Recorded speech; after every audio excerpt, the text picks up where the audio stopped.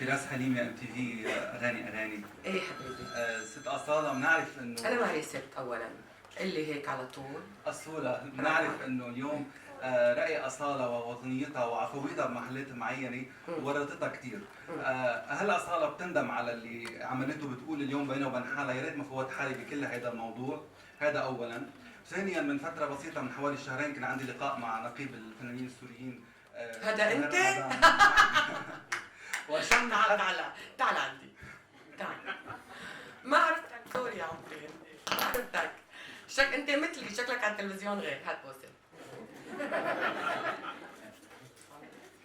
شكرا.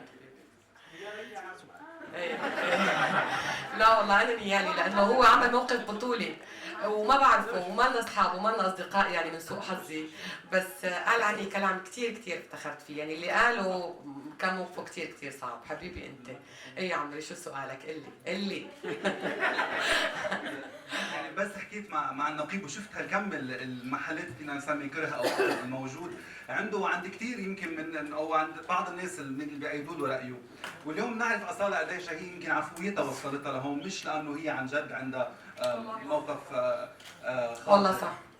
ايه بتزعلي انه في هالقد صار في شريحه من المجتمع السوري زعلان من أصالة، عتيل على أصالة كثير بتجربي انك ترجعي تبيضي هي الصفحه؟ وهل ما بتتبيض أنمل الى المستقبل؟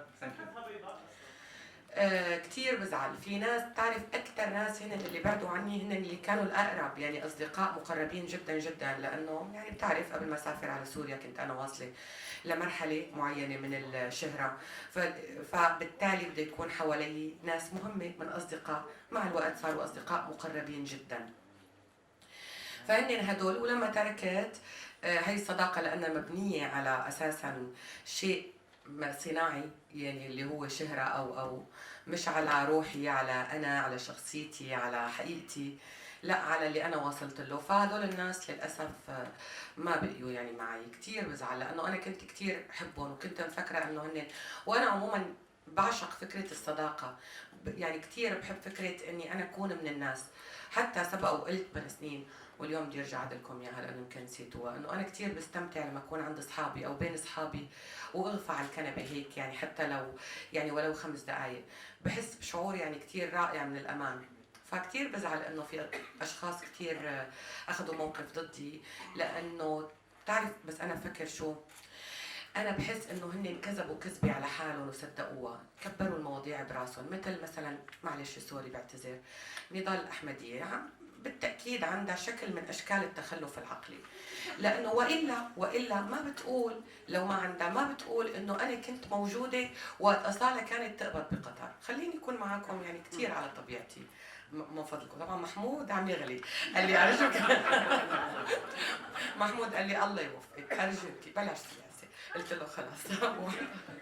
فما عارف يا عم يروحوا يمين وشمال ويفركوا، مش عارف شو بده يعمل فيه. فاللي بدي اقوله انا بقطر، واقسم بالله العظيم بعرف 2 رجال ومرته اسمهم علي الفردان ومرته اسمها شفيقه، ما عمري عرفت او ترافقت او صادقت ناس غيرهم.